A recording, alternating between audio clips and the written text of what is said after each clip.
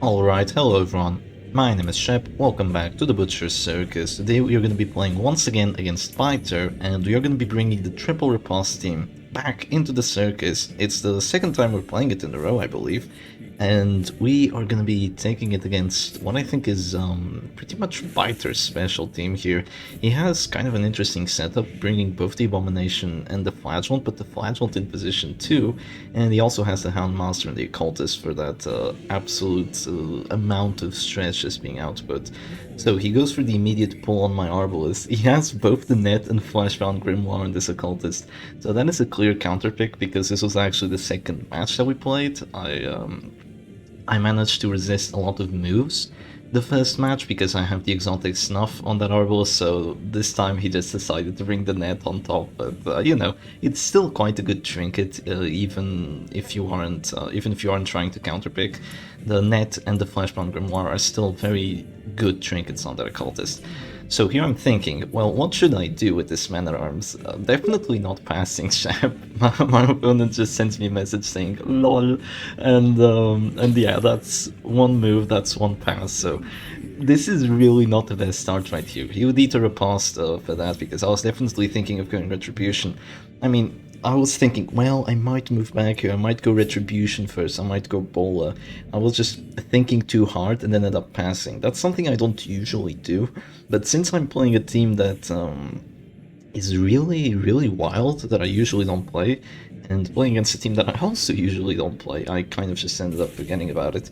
So I decided to move back and let my opponent get a Reign of Sorrows there, so potentially not the greatest play, but I'm gonna go Duelist Advance round 2 anyway. Oh no, actually I'm not, I'm gonna go Vendetta first.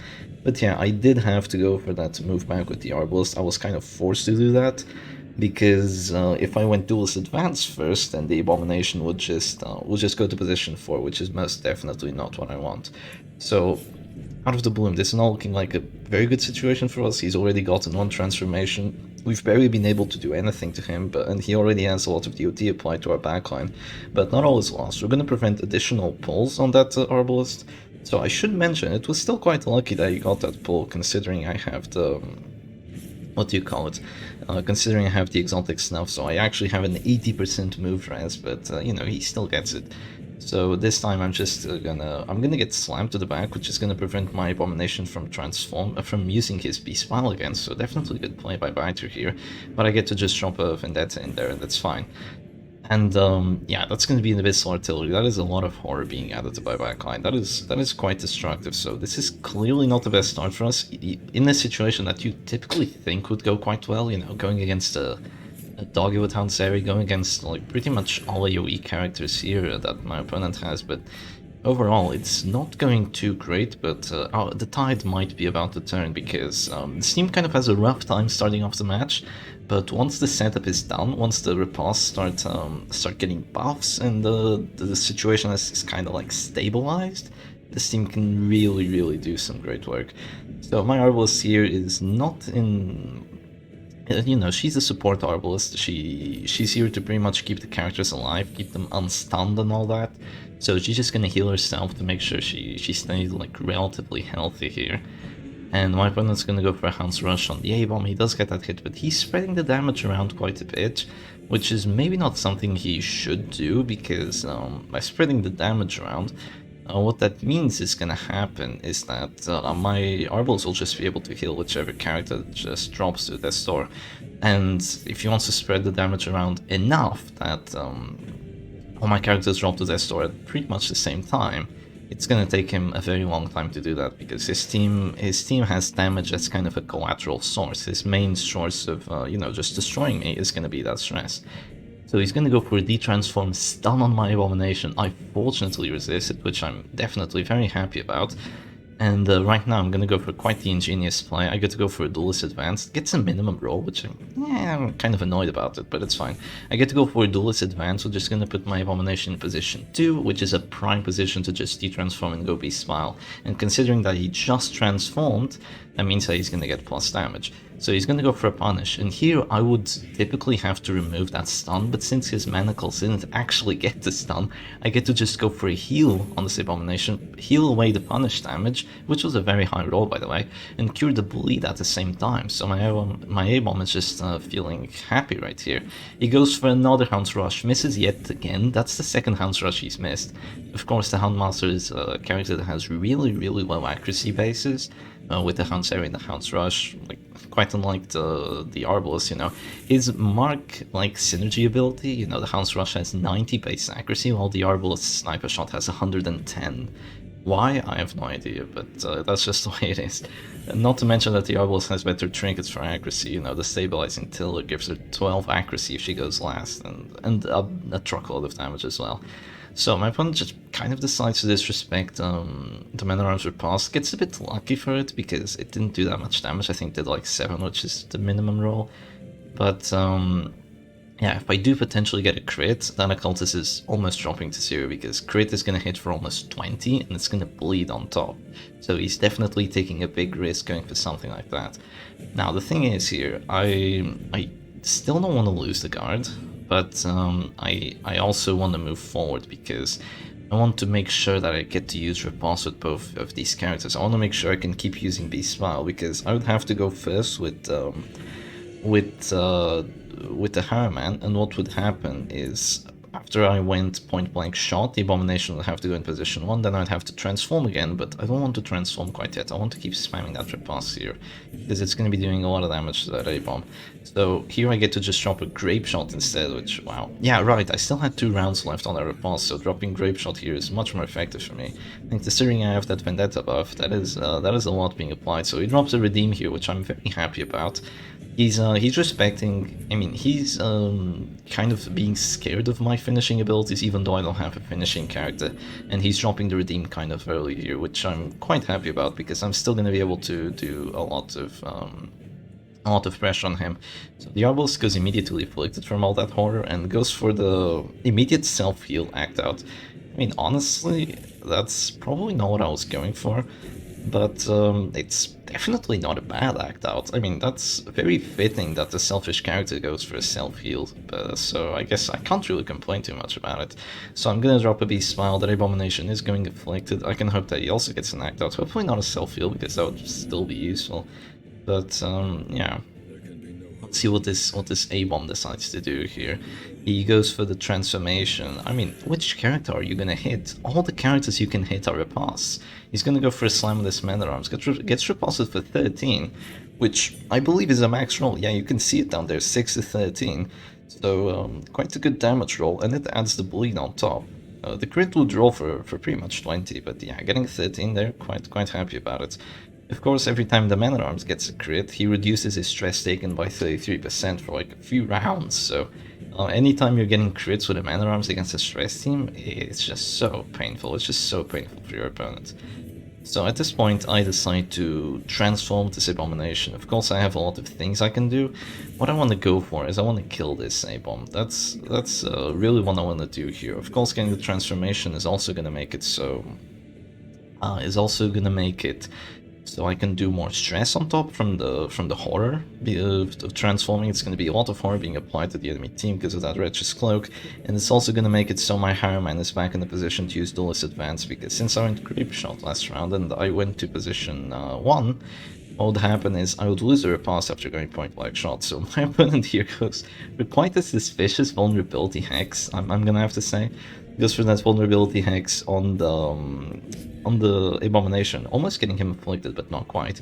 Why do I decide to go for Retribution first instead of the Harriman's action? Well, I'm thinking that that Abomination is definitely going to go self-heal, so after he does something like that, what I can basically do is I can drop a Duelist Advance that would kill him, because he would heal for 13, right? So I could drop a Duelist Advance, he'd be right back at the store, and he would have a really hard time going down. Though he's playing quite risky here. He doesn't decide to go for that. He goes for a Hound's Rush on that Abomination, and yeah, he goes for the Hound's Rush on the A-bomb. Only does 12 damage, which isn't even enough. And wow, that's a good double crit right there from the Grapeshot. That's a good double crit. So that's the Abomination totally gone from this match.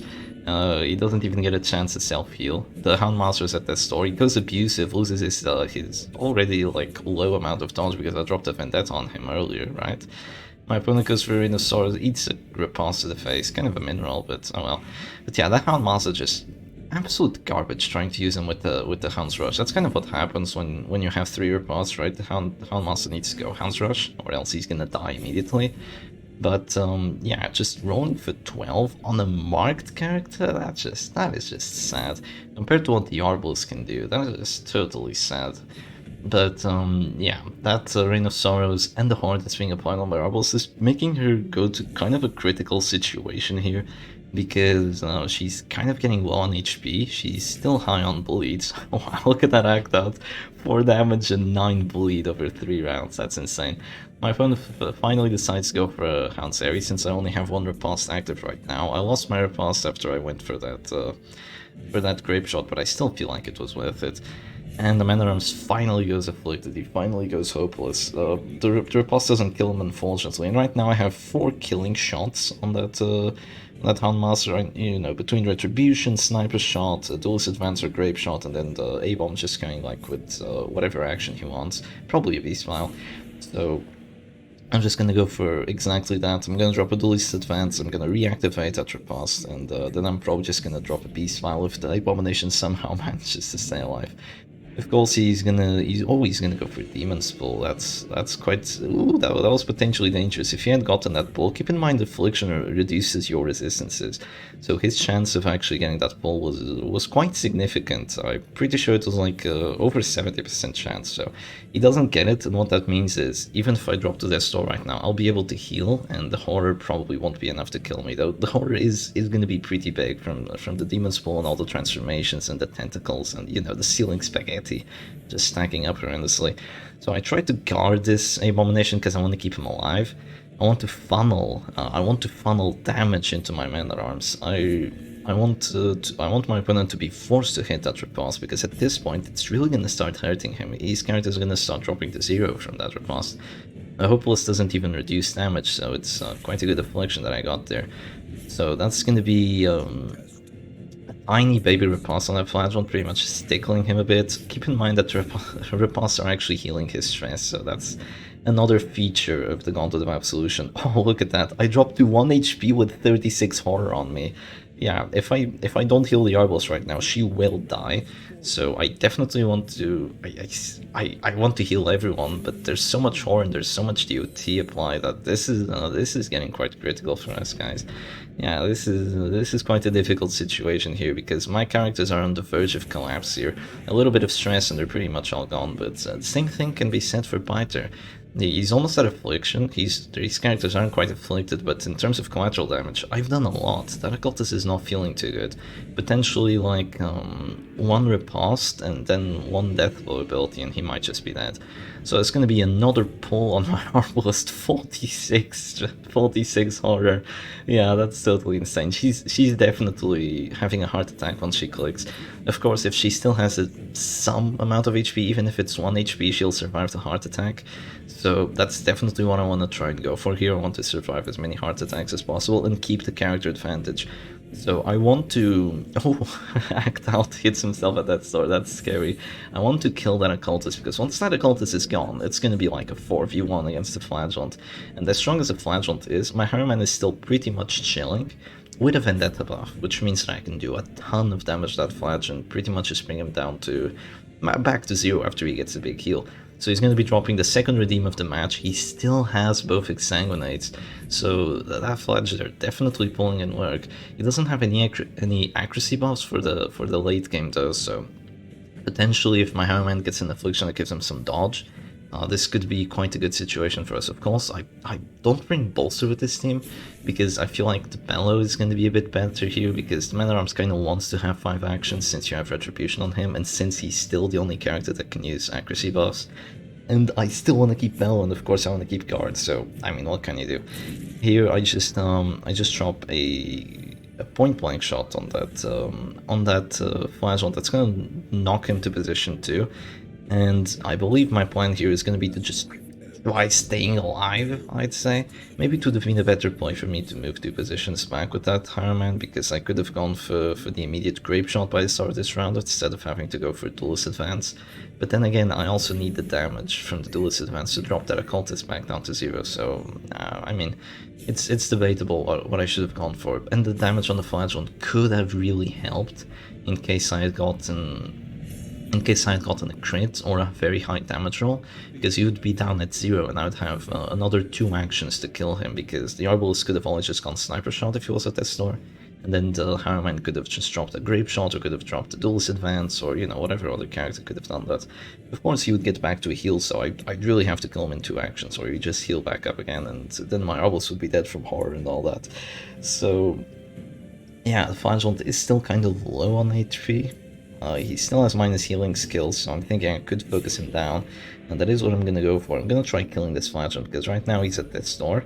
His healing skills are reduced, and I still have a lot of attacking characters potentially. So the Flagellant, what is he going to go for? He's going to go for the Exsanguinate. Doesn't get the death blow. I'm definitely very happy about him not getting that death blow. He already uses his first Exsanguinate, so I just need to wring another 2 out of him, and then we'll have a decent winning shot. Because that's really the one character that's kind of giving me trouble here, because I could pretty much perma-stun that Occultist, but getting rid of that Flagellant is just so difficult when you're playing a team like this. I mean, it's kind of difficult with every team, honestly, because Flagellant is kind of broken. Balanced. I mean, balanced. He's balanced. Don't say the B word. Don't say the broken word, chap. But yeah, the Arbalist passes at this. Passes, which is really bad. She didn't quite have a heart attack, but that's still really bad because I would have liked to heal one of the other characters, or, you know, maybe go for a Sniper Shot or anything, but that's just not what's gonna happen here. And right now my A-bomb, oh, he's not feeling good. I could go for an Absolution heal here, but I also feel like I have to push the tempo. I need to bring that Occultist down to 0. I need to do something to push forward the win condition here, because I just need to get their characters out. As the longer this match goes on, the more afflictions I'm gonna get, the more act outs I'm gonna get. I just need to get rid of that Occultist, just get him out of here, and potentially just start winning. So I just want one ability to pretty much do enough damage to him, and another ability to kill, because if I had gotten that Arbalist last round, I could have just dropped the Sniper Shot. I mean, she's kind of a support Arbalist, but she's still an Arbalist, so she still does a lot of damage. So I decided to move back to positions with the Harman. I could have dropped a point-blank shot, though that wouldn't help me all that much. Yeah, that's the death blow. I didn't want to click the Arbalist because she would have a heart attack, but oh. Okay, that's gonna be the additional stress being added both on the Man-at-Arms and the Arbalist. She gets even more stress from the Man-at-Arms dying. She gets the stress from the Horror. She's at this door. She's gone. That's 3 heart attacks in one action. That's 3 kills from 1 punish. My opponent immediately goes for that blow on my Harman. Like, he doesn't even think about it. He just sees the Harman sitting there comfortably in position 3. Only have point-blank shot. No, pull. This Occultist is not dying. Because right now, since I only have point-blank shot, I can only hit position 1. So yeah, what looked like was kind of a difficult situation for me has turned into an absolute losing spot here, because no matter what I do, I can only target position 1. I only have point-blank shot. I need the other abilities, and I need to get myself out of position 1 somehow, so I just decided to bring point-blank shot. In hindsight, should this team have Wicked Slice? Maybe? I mean, being forced to move back every time you're in position 1 is really annoying, even though that's mostly what I did. Sometimes I drop point-blank shots, but yeah, right now, every time I drop the Flagellant down to 0, he heals the Occultist as well, so he can pretty much heal the Occultist with the Flagellant dropping to 0, and the Occultist can heal the Flagellant back up again had I not gotten the knockback, but that's just going to be a vulnerability hack, so that's my Harman taking enough stress because of that trinket I have, and that's going to be him gone. So yeah, that was insane. That was totally insane. That punish just getting 3 kills. That was totally wild. I was not expecting it. I mean, in my head I was thinking like, yes, oh yes, I found the play. I'm gonna move back 2 positions with the Harman. After that, I can go Grape Shot or Duelist Advance, and that's definitely gonna get the kill on the Occultist. Yeah, that didn't work out too well. Immediately after thinking, this is the play. Three characters die from one punish. So yeah, that's kind of just the way it is. Could have I done things differently? Yeah, potentially. Did I? No, I didn't. Would have, should have, could have, didn't go for the heals. I just decided to keep the pressure up, but unfortunately the pressure got to me faster than it got to Byter. So GG Byters, GG's Byter. I hope you guys enjoy this match, and I'll see you again another time. Cheers.